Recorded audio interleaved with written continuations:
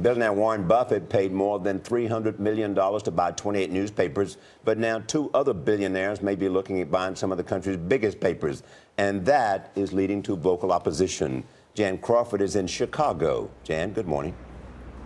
Well, good morning, Charlie. Good morning, Nora. You know, Chicago is famously known as the city of big shoulders, but at its heart always were the newspapers. This was a great newspaper town. So reports that the billionaire Koch brothers are interested in possibly buying the Tribune and other newspapers across the country have some people here wondering if this is the end of an era or if that era, the glory days of newspapers, ended a long time ago.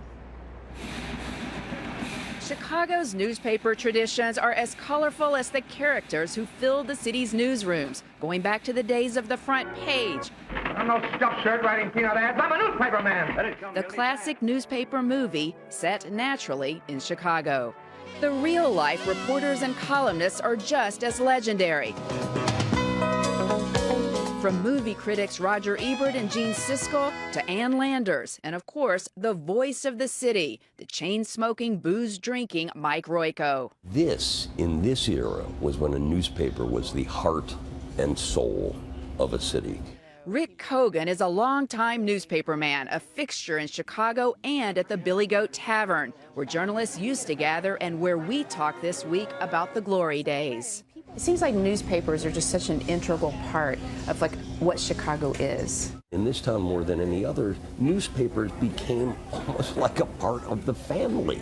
But now there are reports the family could soon change as Tribune Company considers whether to sell the flagship newspaper and 7 others nationwide, including the Los Angeles Times. The company emerged from bankruptcy in December and says all its media properties are profitable. But these have been dark days for daily newspapers. The Rocky Mountain News and Cincinnati Post closed. The New Orleans Times-Picayune and Birmingham News now are published only 3 days a week.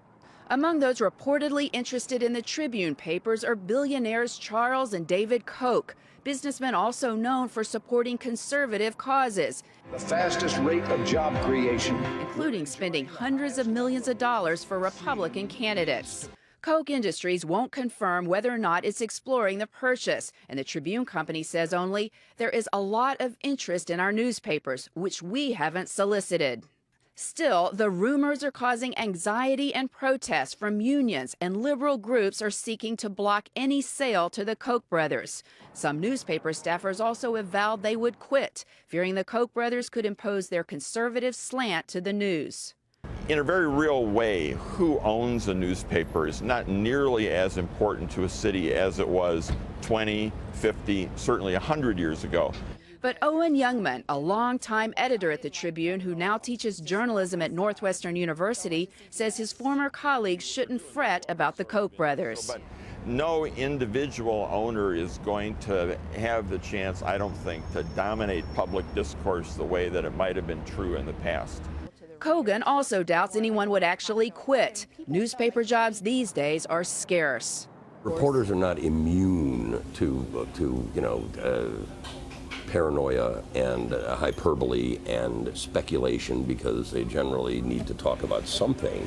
I cannot imagine any sort of mass exodus if these guys buy the paper.